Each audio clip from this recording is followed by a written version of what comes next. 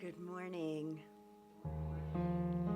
beloved community, those gathered in this sacred sanctuary, and all who are joining us online across distance. Welcome. You are seen, you are held, you belong. As we begin, I invite you into a holy pause. Let us take one deep, unhurried breath together.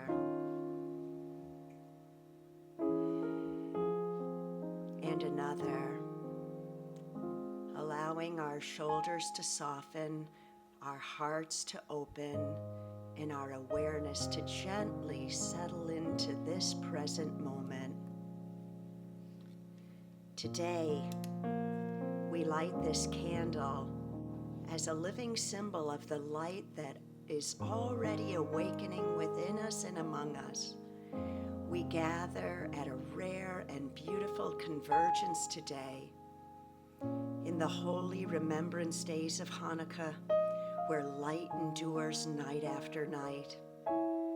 On this winter solstice, the turning point of the year, when the longest night gives way to the promise of returning light, and on this fourth Sunday of Advent, where the theme of love stands at the center of our waiting and longing, in this season of stillness and silence, of solitude and sensitive listening, we remember Emmanuel.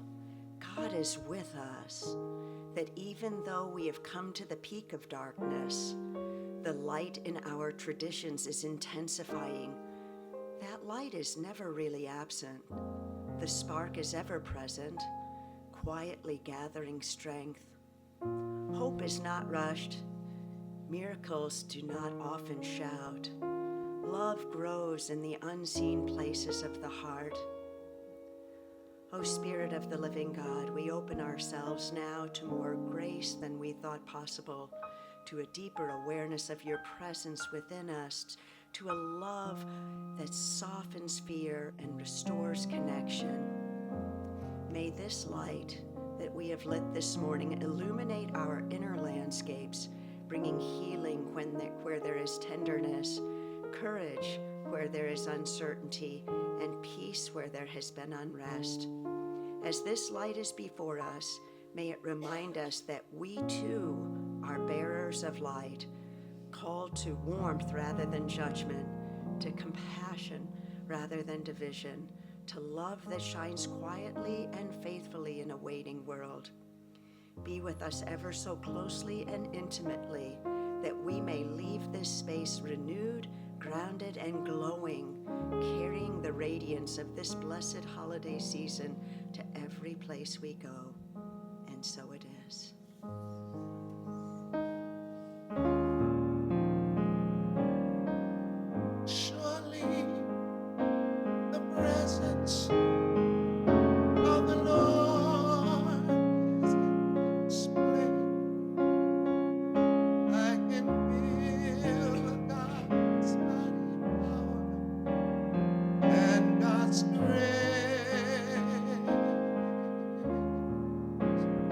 There's a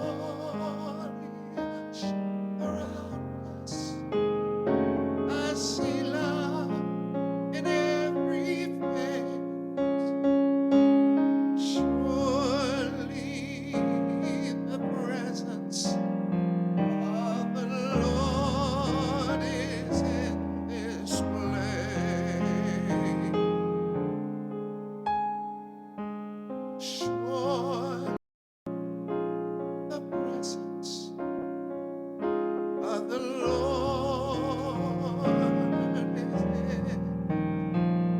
is in this place.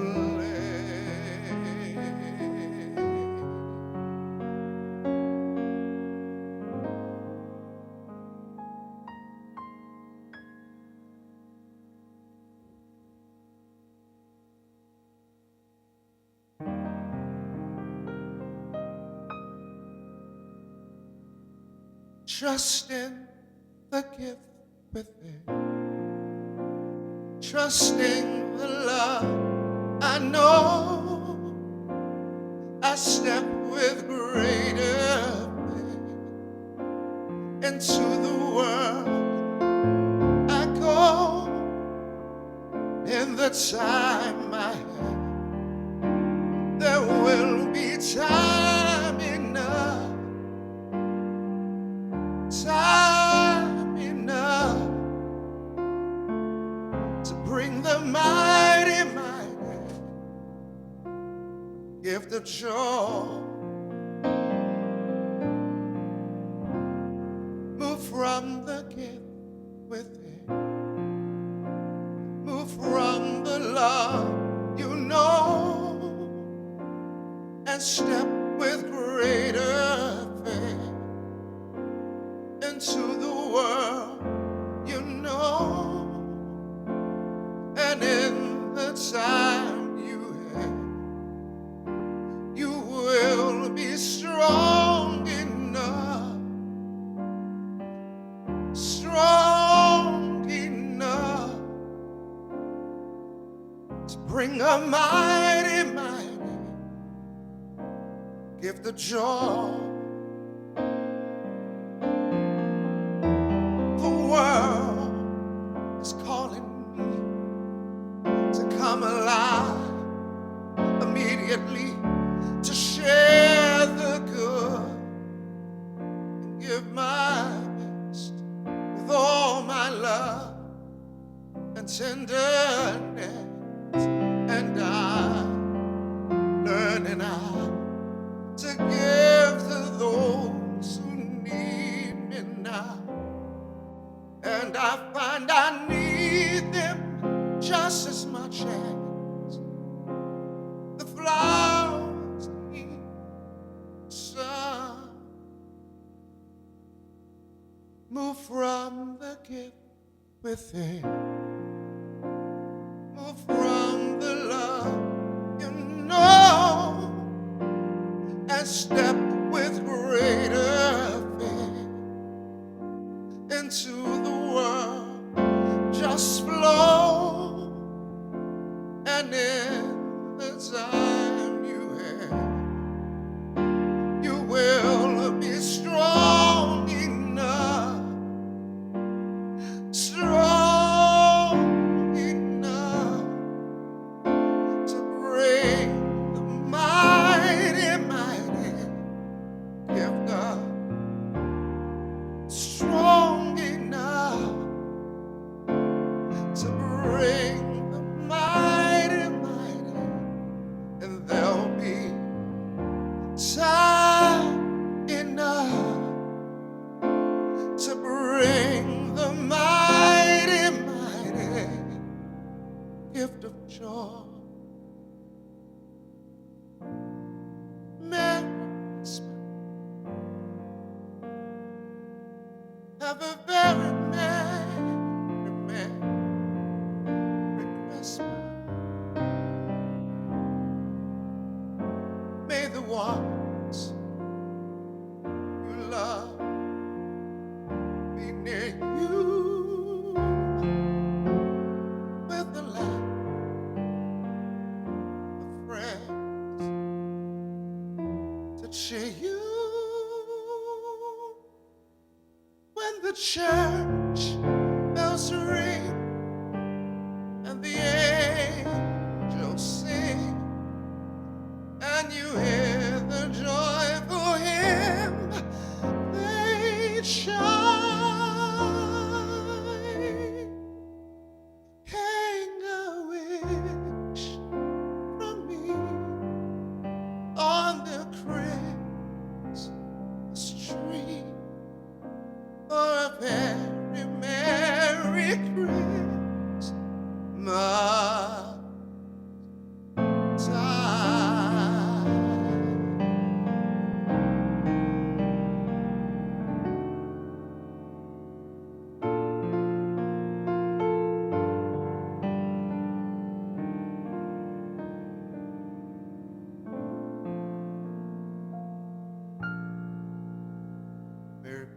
Everybody, hugs and love and Landis. Bring the mighty, mighty gift of joy.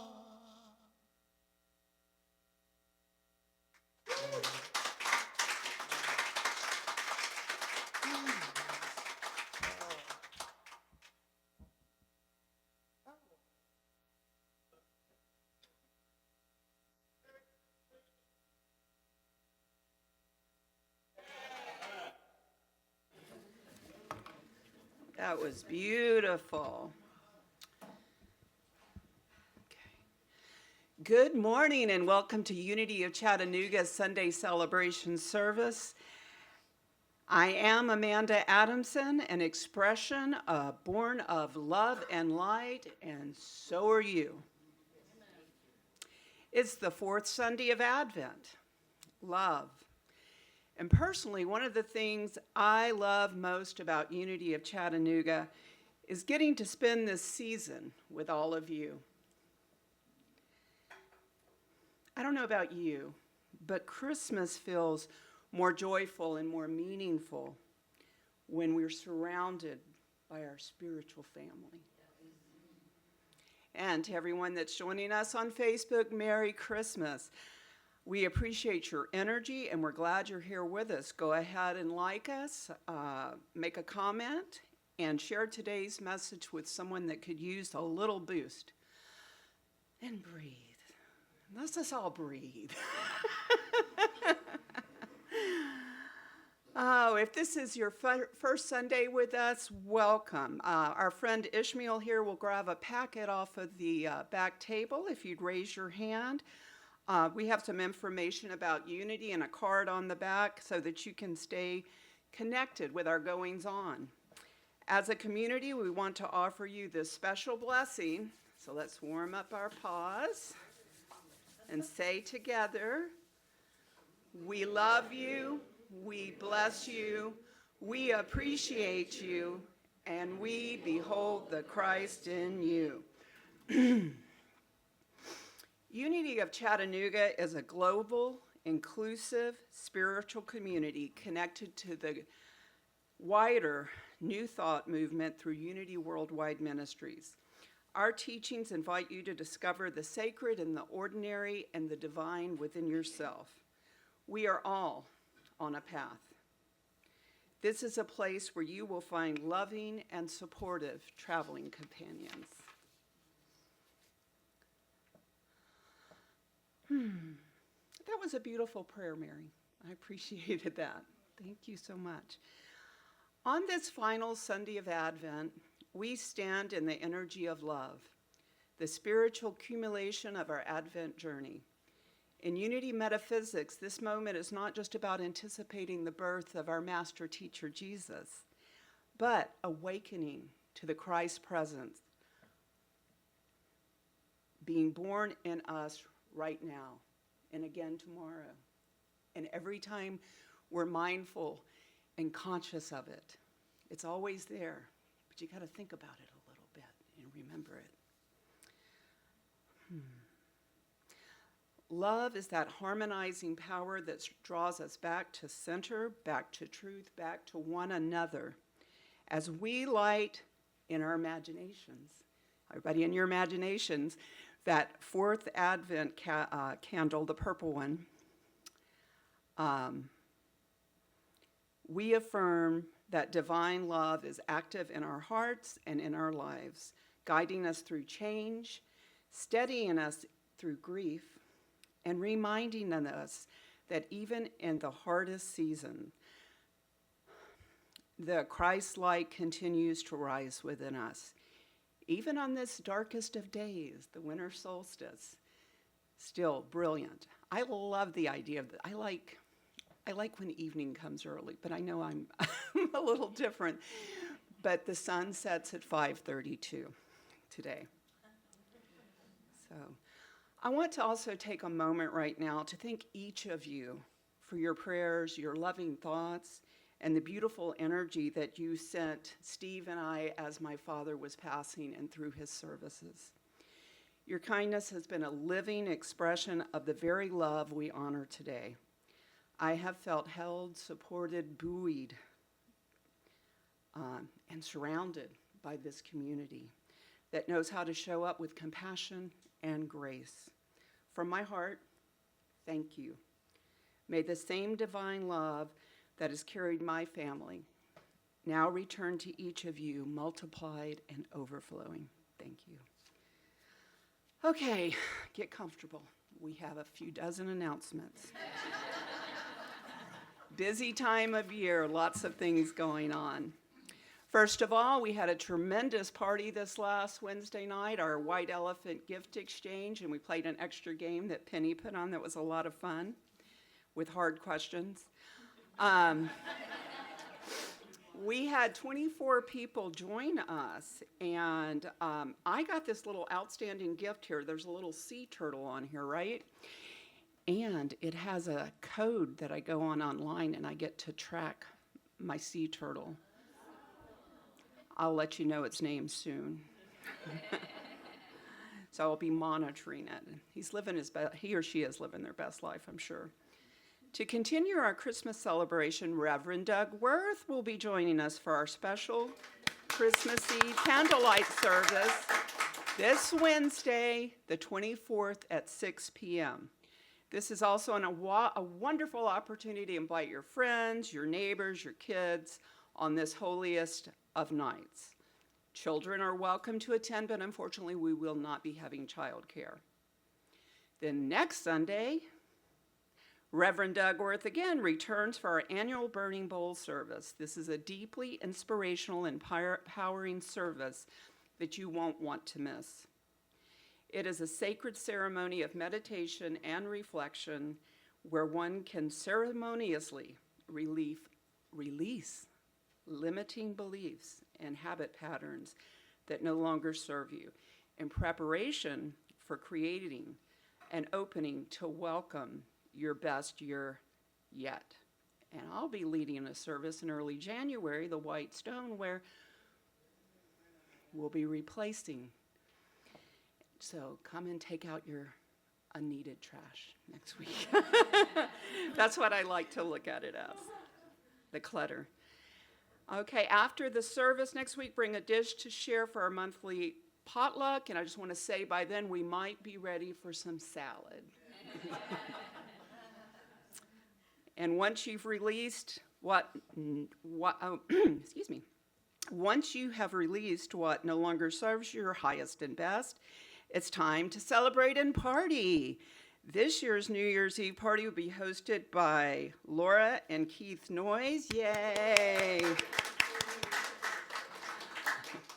Oh, I'm thrilled. On December 31st from 6 to 10 p.m., and the new year starts at 10 p.m. There's a sign-up sheet in the back. We're asking people to bring an appetizer or dessert to share. You can check with Laura about directions. Okay. We have to switch technologies very quickly. We start with Heath Llewellyn's monthly drumming circle on Saturday, January 3rd at 6 p.m. This time, the class will be facilitated by Rhyme and Breath Remedy. No experience. Huh? What did I say? Whatever. It says Rhythm and Rhyme and Breath Remedy. No experience or drums needed. Just come as you are. And then we also want to let you know that about a brand new class that will be starting in January on Monday, January 5th at 5:55 p.m. Noam Stark will be starting this 4-week class called the Angel Experience. The first class will be held here at the church, and the next 3 classes will be held on Zoom. Space is limited? Potentially, okay. Like to keep it open, I understand. Space is limited and the cost is $55, which also includes the book or a book. This class will enable you to have direct experiences with angels and will only take 10 minutes of your time each day.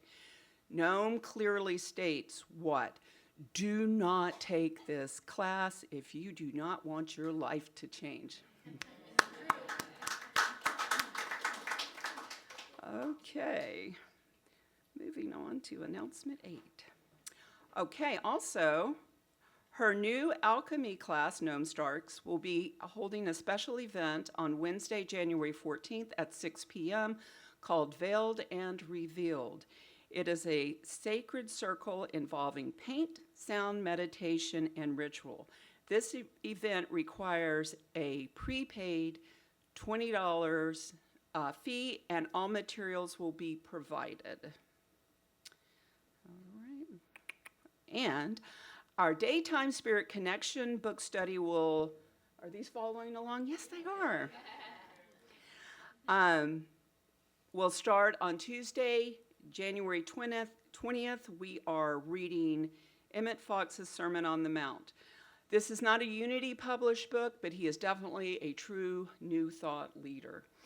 And you can order your book from Amazon. I think we might have sold out of what we had, correct?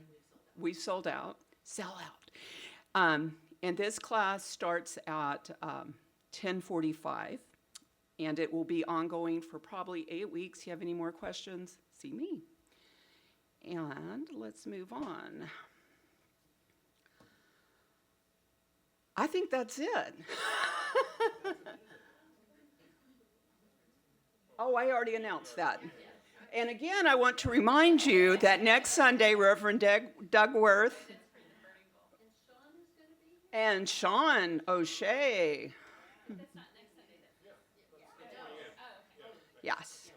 So this is kind of our Merry Christmas Sunday here. So, except for Christmas Eve, you're right. Are we bringing refreshments for that?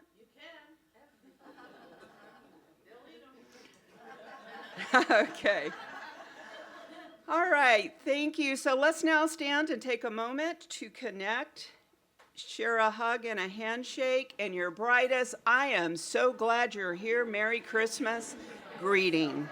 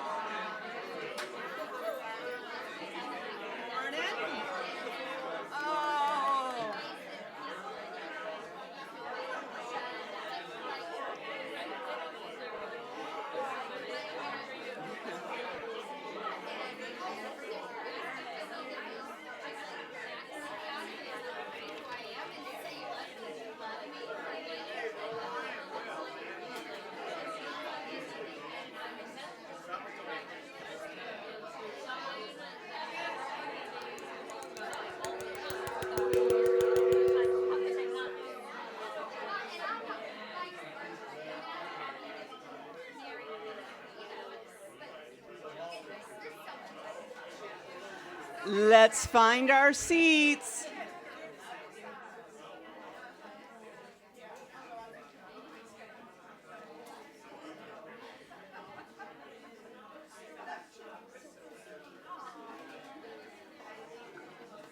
Don't make me do it.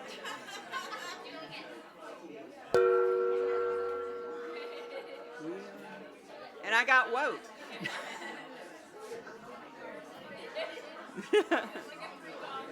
Yeah. Okay, as we find our way back to our seats.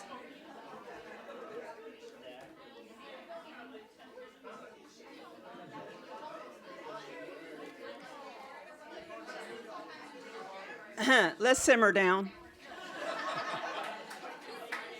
Don't make me say your name.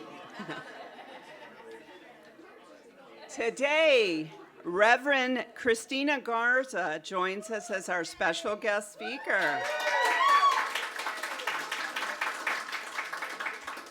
She is radiant in red. She isn't your traditional unity ordained reverend. She's a sacred disruptor with a mission to awaken, include, and ignite your spirit. Born and raised in Chicago, this proud Latina woman brings her whole self to the table: cultural roots, street smarts, academic training, spiritual grit, and a bold bilingual voice. Where was I? Okay, I'm sorry. For personal transformation, with over 20 years walking the unity and new thought path, she blends deep metaphysical wisdom and real world heart. In all she does, she radiates the power of purpose, healing, and holy fire. All right. Please give her a warm blessing.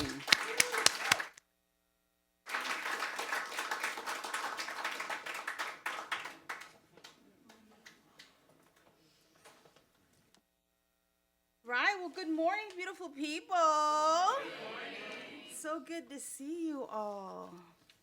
So, many of you probably don't know this, but I almost did not make it this morning here. I was in the ER yesterday.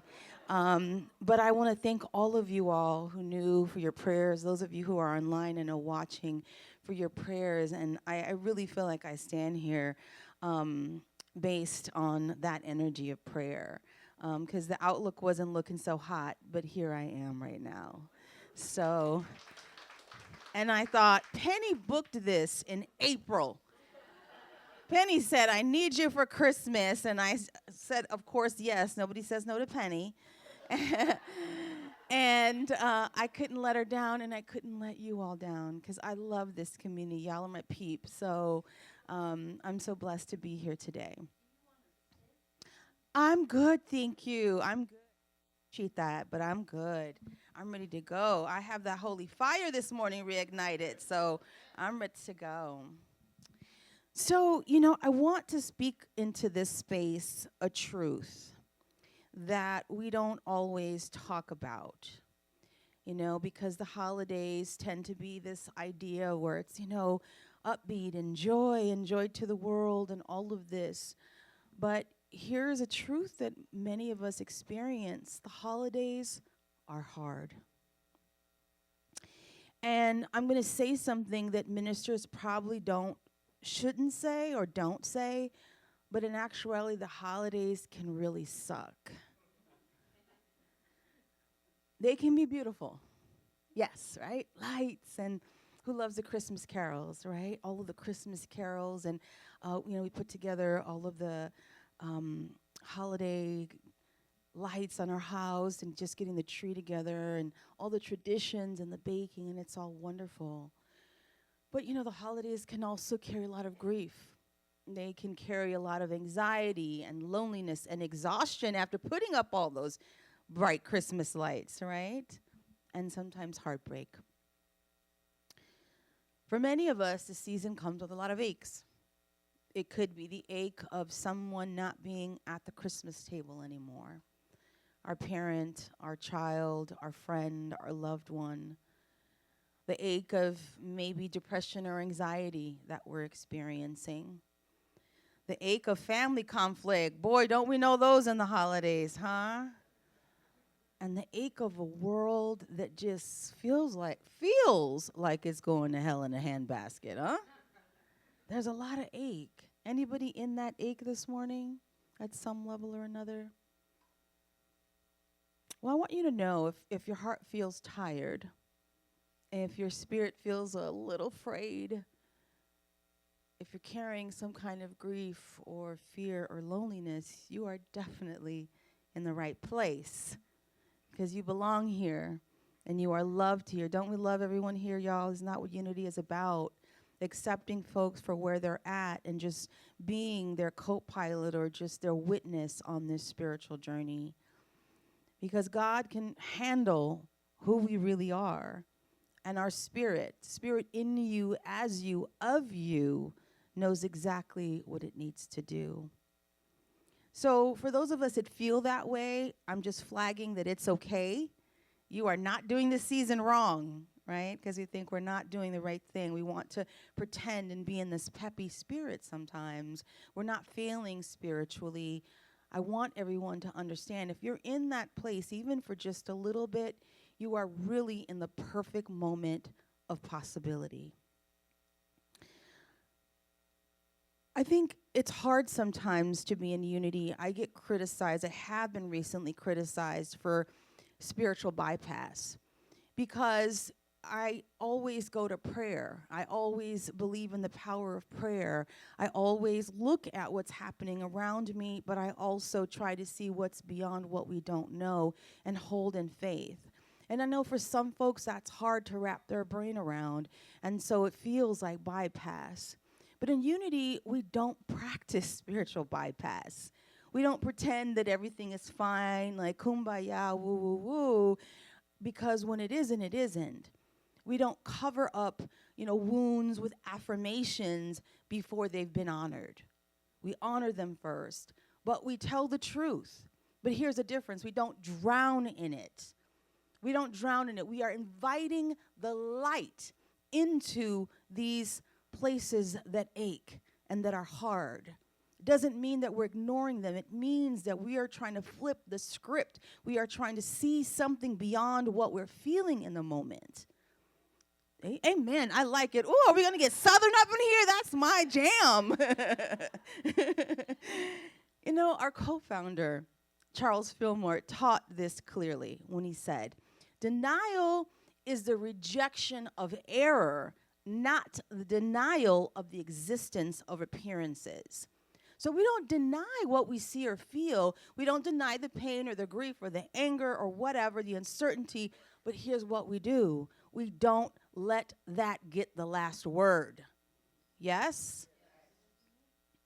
So in the season of Christmas, we're kind of in this, right? The glow and then the low and all of that. And Christmas, obviously, as we know, is about the birth of Jesus ultimately. It's about in unity, it's a birth or rebirth of the Christ consciousness or the Christ light. And the thing that we teach is that the Christ light doesn't require perfection. It just requires honesty. So today, in light of that, we're going to go on a journey to Bethlehem. You ready for the journey? Buckle up, buttercups. Because we're going to start in the Nativity story. And I'm not talking about the cute one, the glittery one, the peaceful and calm one. Don't y'all chuckle when you see like the Hallmark cards with Mary? She's got like all the coiffed hair, right? Looking all cute after she gave birth to Jesus. Who had birth here? Who gave birth here? That is not what happens, right? But that's what we think. We see these perfect moments, the snow globe manger, the Pinterest manger, right? But we're going back today to the real birth, right? Mary and Joseph were exhausted. They were confused. There was uncertainty. They were pregnant without a plan. And they were trying to trust God in a situation that made no friggin' sense, okay? We remember the story, right, of what happened, about how Mary came about, how Joseph and their connection and the birth and the virgin birth and all of that. I mean, they're together here and they're in this with something that made no sense, but they're following this voice that says, continue. There was no warm room, there was no money, there's no medical care, there's no family support, there's no stability, definitely no perfect Instagram-worthy moment, okay? Or Facebook post. Just a barn. Hay, animals, chaos, smell, right? Vulnerability, poverty. Nothing about that night looked holy. Nothing about that night looked miraculous, and nothing about that night looked like a happy ending. And yet, right there in the middle of the mess, in the middle of fear and exhaustion and chaos, Christ was born. Unity teaches that the Christ consciousness emerges in the dark, in uncertainty, in the unfinished chapter, in the places that don't feel like a blessing yet. This is the nativity of the unfinished miracle. So that was Bethlehem, right? But what does Bethlehem have to do with us? What does Bethlehem have to do with today? Well, guess what, folks?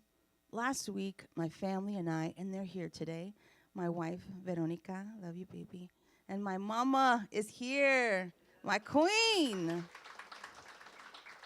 And I actually don't want to let Octavia Faribault, who's my sister from another mister, who's here, and will be speaking here in January, so make sure to say hi. So my family and I took a trip to Bethlehem. Yes, Bethlehem. Okay, it wasn't Bethlehem. It was Bethlehem, Pennsylvania, but it was still Bethlehem.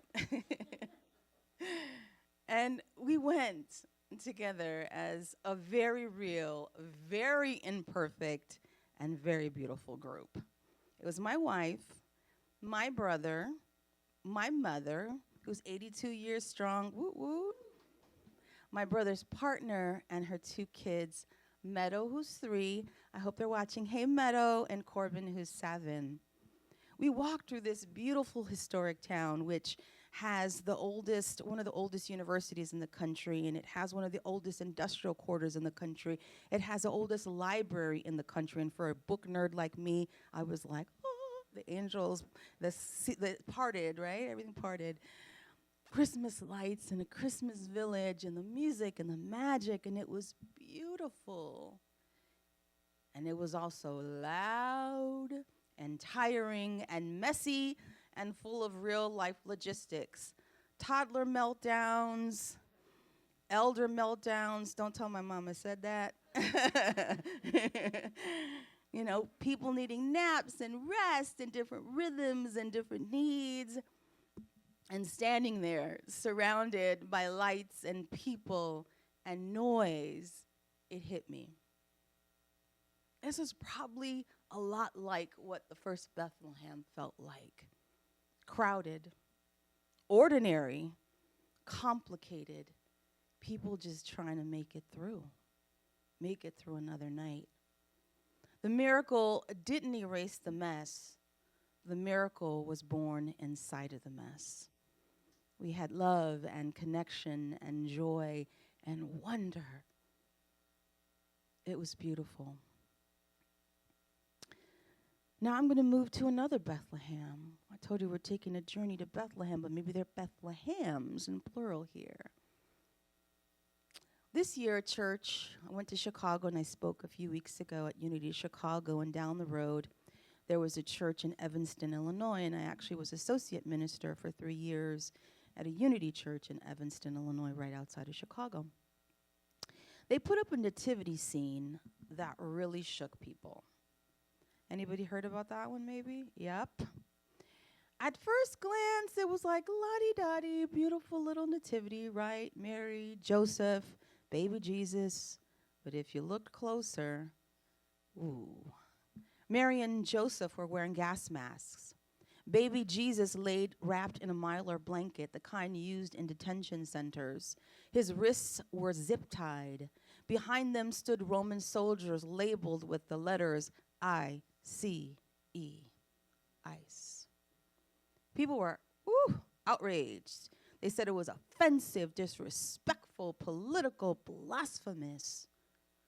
But here's the truth. It was a deeply biblical message. Guess what, folks? Jesus was born under military occupation. Jesus was the enemy of the state. Jesus fled violence. His family fled violence. He was a refugee child, and he was illegal, conceived out of wedlock. This nativity asked hard questions. If Jesus were born today, where would he be born? What would his family look like? Where would he find safety? Who would be threatening him? And if we saw him, would we even recognize him? This display wasn't trying to shock. It was trying to awaken our compassion, to awaken our courage, to awaken our Christ consciousness. This nativity forced people to confront a truth. Christ is still being born in places we try not to look. Don't have to look. You can try not to look, but that Christ consciousness, that Christ energy, that Christ love, that Christ possibility is there. In migrant shelters, in detention centers, in war zones, in hospital rooms, in tents, in rehab centers, and in bedrooms, in some of our bedrooms where we cry ourselves to sleep. This Bethlehem reminds us that Christ is still being born in places of danger and displacement and injustice and fear. Christ is born in the places where it doesn't feel holy yet. And now, what about us? We're finally in another Bethlehem, our final one that we'll travel to today, the Bethlehem that is in each and every one of you. The place inside that feels crowded and unfinished and uncertain and maybe tender, still waiting to be born. That place you sometimes judge, don't we judge ourselves? Or rush past, or try to fix it quickly. Who are the fixers here? Where you're just like, one and done, right? You want to just get it, like, let's move it on. Yeah. This place, that place, all of these places are holy ground. Charles Fillmore said it this way: the Christ is born in us when we awaken to the truth of our being. And that's not when life is tidy, not when everything is figured out, not when the mess is cleaned up. Christ is born when we awaken, even in exhaustion and in fear and uncertainty. Do you know that the metaphysical meaning of Bethlehem from the Metaphysical Bible Dictionary is house of bread, place of food, house of sustenance, house of living? So that Bethlehem of chaos and uncertainty and of fear and an anxiety and all of these feelings that are also maybe paired with these joyous ones, that is a place where there is that spiritual opportunity, that possibility. It is a place of nurturance. It is a place of our spiritual nutrition. It is a place where we grow. We are feeding in that moment. We have to remember that even though these places are hard, if we think about the things that we have done in our life, if we think about how we have grown in our life, they've always been generally through challenge. They've been through digging deep in, finding more, being in the presence of presence, where we then are able to do that. This is the Bethlehem we're talking about. This is a spiritual food that we can't be afraid of, because we're taught to be afraid of the dark. We're taught to be afraid of these spaces that are quote unquote ugly. And this is a place of fire, of reconstruction, of newness, of birth. I've been playing with this idea the last few months about what I call the spiritual technology of yet, which is also the spiritual place of holy resistance. And yet is about that sacred pause between despair and possibility. It's like that holy breath between heartbreak and healing. Yet says, I don't feel joy yet. I don't see the way forward yet. I don't feel healed yet. I don't understand the loss yet. I don't trust the process yet. I don't feel God yet. Yet is your soul refusing to close the chapter too soon. It is leaving the door open for God. In Spanish, we say instead of yet means todavía. Todavía es la resistencia espiritual, una rebelión sagrada que todavía yet. It's like Spirit is whispering its esperanza even on life support. Okay? This is a place where Christ is born in the yet. Today we've gone through many Bethlehems.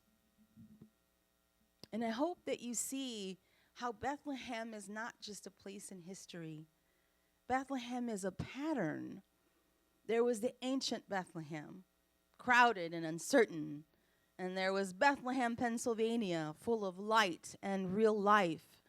There was Bethlehem in Evanston, Illinois, prophetic and unsettling.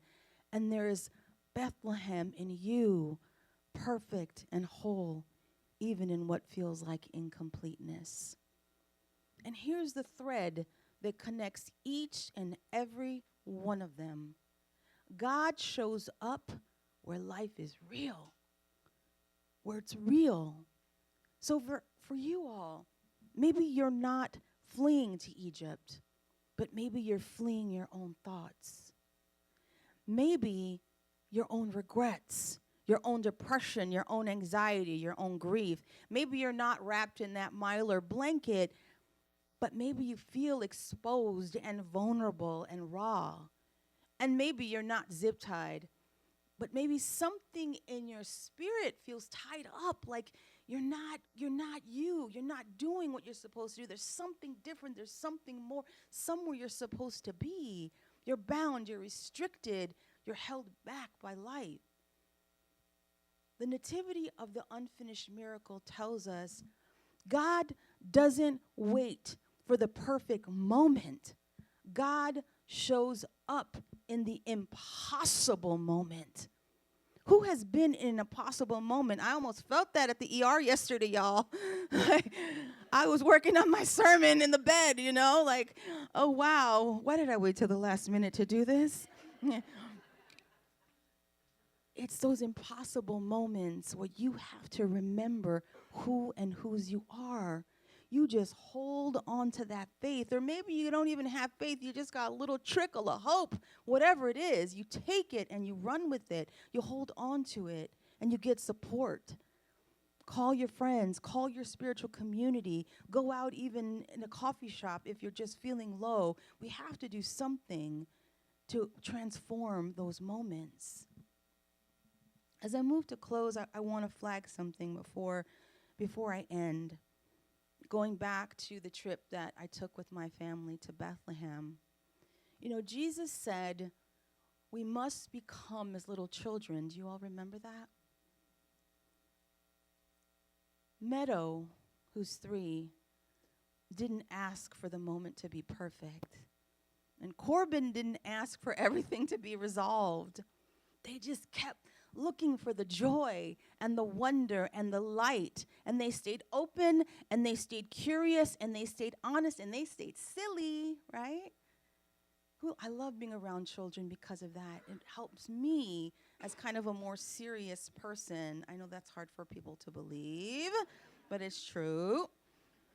Children don't need a finished miracle. They just need enough light to keep going. And And when you remind them that they are light, they don't question it. They feel it and they know it.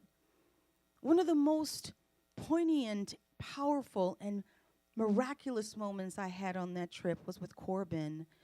I was meeting him for the first time on the trip, and I just looked at him before we departed, and I said, I had a great time with you. I want you to remember you are incredible, and you are the light. And he just got all, like, I know. I mean, it was like I wasn't telling him anything novel or new. It was that he understood, like, oh, you see me. Okay, girl, you get me. He saw that I saw him, and he believed it. And this is the difference. As adults, we don't believe it. Children believe it when we just allow for that opening, maybe that small reminder. That's Christ consciousness. So let us know as we leave today, let us move into knowing what unity teaches. That Christ is not a historical memory. Christ is a living, breathing consciousness. Christ is the divine pattern in you that refuses to give up. It refuses to hate. It refuses to shrink. It refuses to forget who you are. And in that reminder, when we know this, when we feel this, or we just start to get open to it, we know that everything we do matters, because every act of compassion that you do, big or small, Christ is born. And every boundary rooted in love, like I'm not doing this, but I can do this, rooted in love, Christ is born. And every brave conversation that you don't want to have with that person at the Christmas table, Christ is born. And every step you take in your healing and your sobriety, even though you may falter, Christ is born. And in every whisper of yet, like, okay, but I don't have this yet, Christ is born.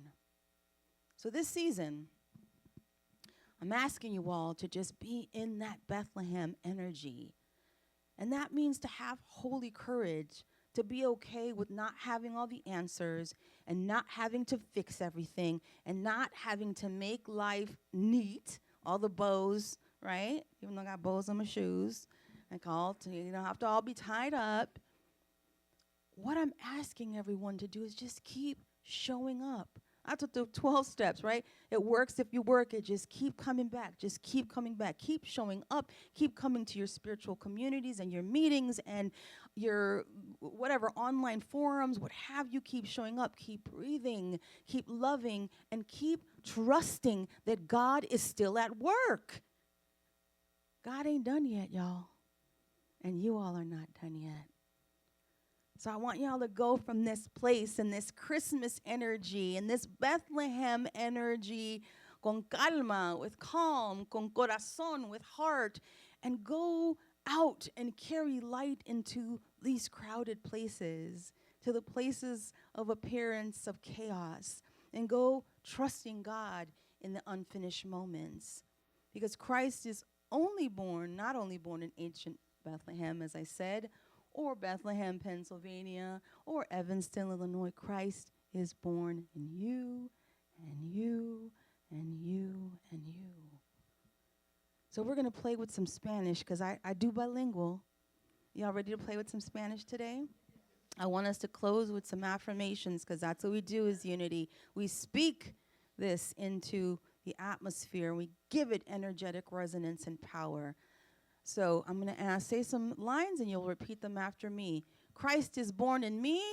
Christ is born in me for this world, for this world, for this time, for this time, for this moment, for this moment. And now in Spanish, ready? Cristo nace en mí. Cristo nace en mí para este mundo, para este mundo, para este tiempo, para este tiempo, para este momento, para este momento. And if your life feels unfinished, and if the miracle isn't clear yet, God is not done, love is not done, and neither are you all. And so it is. Amen.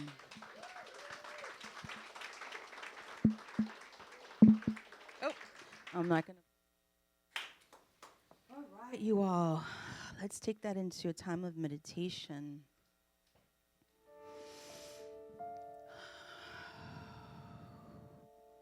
I invite everyone to just close their eyes and get comfortable, whatever that means for you. Maybe you roll your shoulders back, you wiggle your fingers and toes, sit up a little straighter in the chair, whatever works for you. Hands up, hands down, hands open, whatever works for you. Trust your body to know how to give and receive. Take some beautiful, deep cleansing breaths. Maybe you put your hand or both your hands over your heart. Maybe you put one hand over your heart and one over your abdomen. Trust what feels comfortable and what is bringing you to that brief but deep meditative place and space. We breathe in and we breathe out. We relax into this time knowing that we are the one presence and the one power and the one wisdom. We know that we are all that holy fire that lives and moves and breathes in us as us. And so we open up to that knowing today. We open up so that it can settle deep in our bones, so that we can allow the truth of our spiritual nature and constitution and our spiritual mission in this iteration of life to unfold, that encoding to be revealed, to feel, to know, to be. We allow that in this time. Remember that the Christ is born in us right here and right now. That energy of the Christ is with us always. It animates our life. It gives us strength. It gives us hope. It gives us possibility. It gives us faith. It gives us love. It gives us that anchor and that strength and courage when the rest has failed. We anchor into that power today. We allow it to come alive in our bodies. Feel it moving through your bones, through your veins, moving into every cell and out of every cell of your body.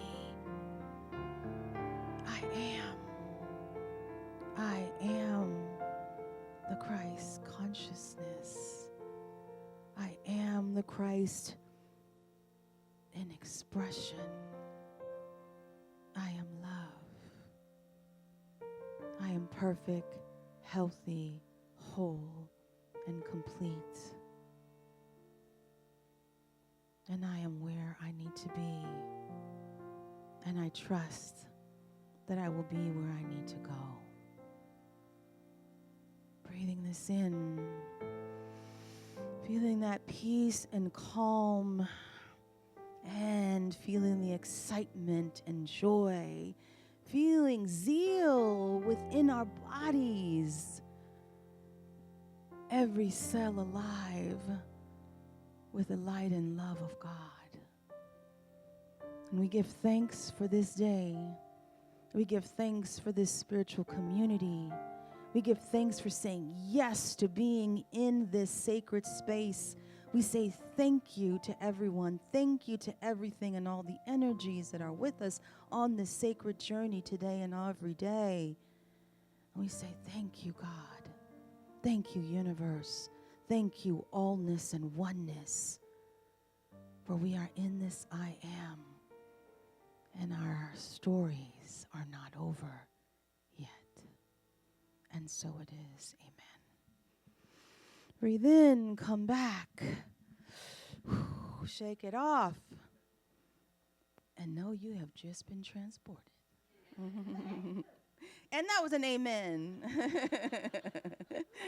So now is our time for tithes and offerings. So I invite you to go in your purses or in your digital formats or whatever we do here in this community. For those of you who are online, you can go to the Unity of Chattanooga website, and please, please, please support this community. You are not just supporting it, you are investing in it. We are investing as spiritual investors in this community to be able to continue sharing into the world this message of possibility, this message of transformation, this message of healing. Do y'all believe in what you're doing here?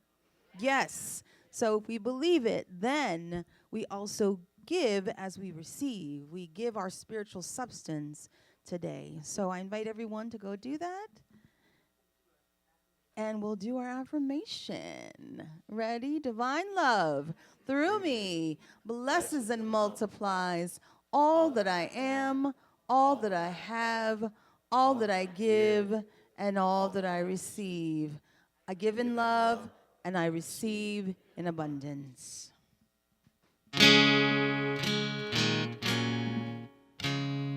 Angels we have heard on high, sweetly singing o'er the plains, and the mountains in reply, echoing their joyous strains. Sing with me. Gloria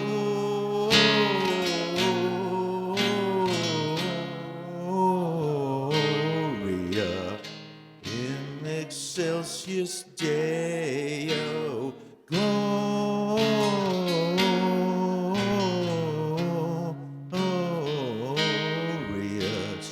in excelsis Deo. Gloria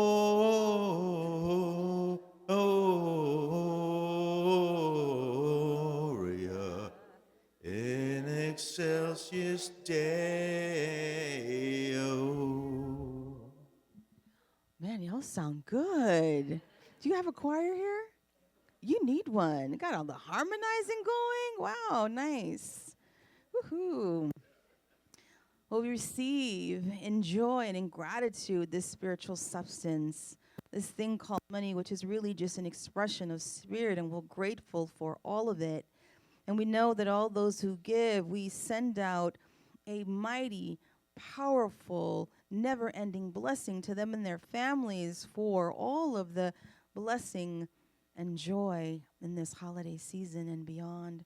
We give thanks for this, and we see it multiplying, and we see it going out into the world as support for people, as support for communities, as joy and as truth. Thank you, Holy Spirit, for this community and for its continuation, and not just that, its transformation and growth. And so it is, amen.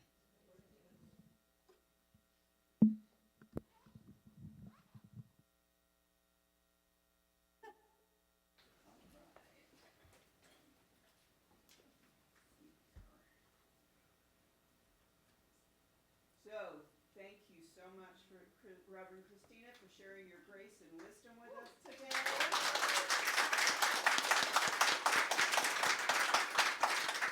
And to all of our friends online, we want to wish you a very Merry Christmas and a happy season. And don't forget, I'll see all of you Wednesday night, right? Yes.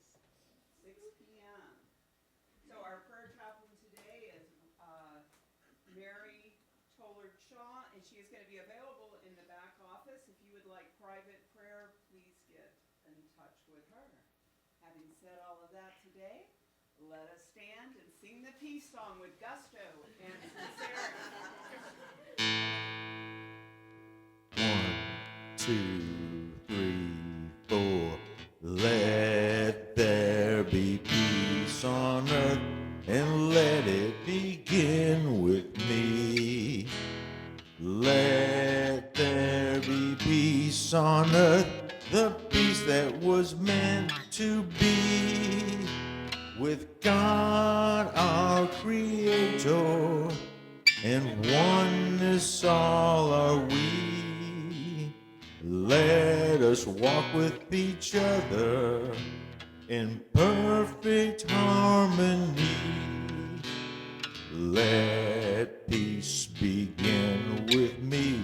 Let this be the moment now.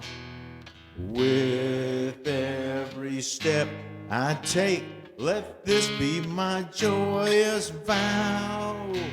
to take each moment and live each moment with peace eternally. Let there be peace on earth, and let it begin with me. The prayer for protection. The light of God surrounds us. The love of God enfolds us. The power of God protects us. The presence of God watches over us. Wherever we are, God is, and all is well.